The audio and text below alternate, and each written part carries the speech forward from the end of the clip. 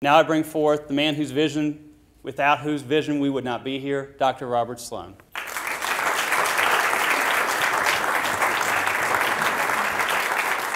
Thanks so much.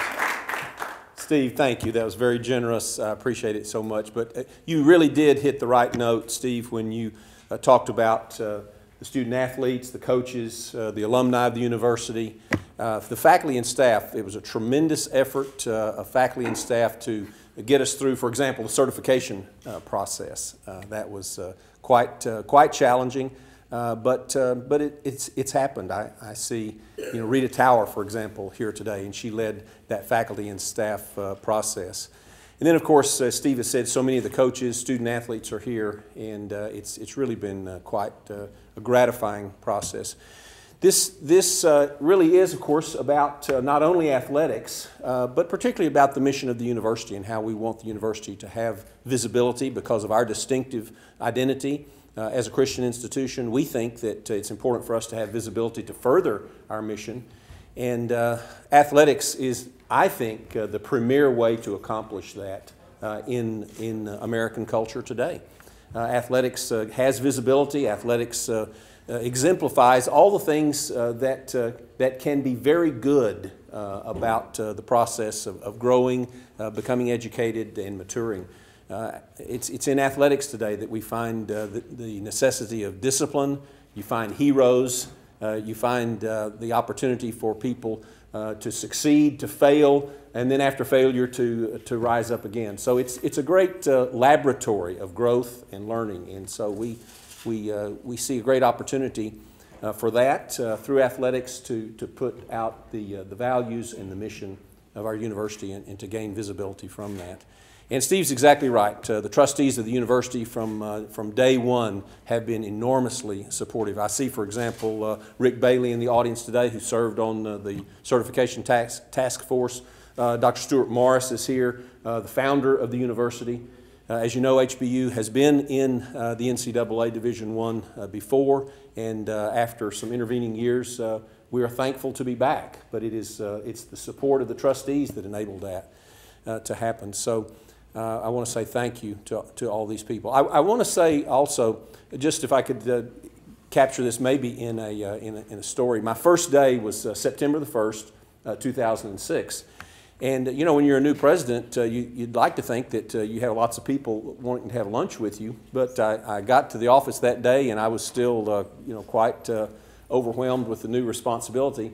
And I happened to see our director of athletics, Ron Cottrell, about lunchtime, and he just said, "Hey, you want to go to lunch?" And I thought, well, good. I'd like to have lunch my first day, and glad to have somebody that'll take me to lunch. So Ron took me over to Damaris's. And we sat there and talked, and I shared with him, and he shared with me also the mutual vision and hope that we have for athletics and the belief that we have that athletics can further the goals and mission of the university.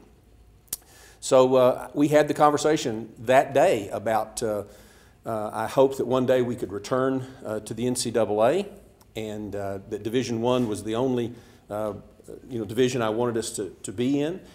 And Ron, from that day, began the process of thinking about it and looking into it. And we had more conversations about that. So many other things going on as I was a new president here. But Ron came to me after just a few months and said various things happened at once. But Steve, in February of only 6 months later, Steve Maniaci from Rice became our Associate Director of Athletics, and Steve particularly came here to work with Ron to investigate what it would take to get back into the NCAA. And there's a lot of detail there that we needn't bother with, but we thought it would be a 3-year process. The NCAA had changed their rules, and of course we had a little dispute with them over that.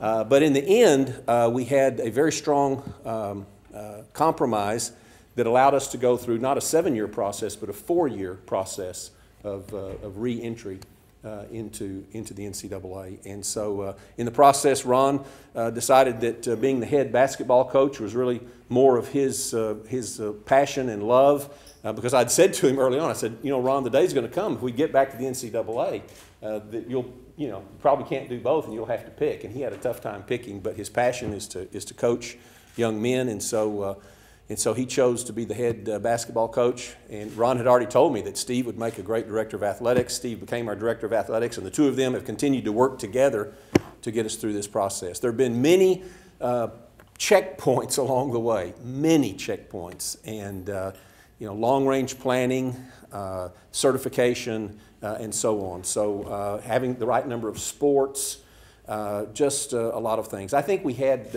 oh, Ron, what was it? 5 sports, and we had just added 2 more. We just added men's and women's soccer. So we had just gone from 5 to 7 sports in the fall of '06. And today we have 15 varsity sports, and that is the right number, Steve.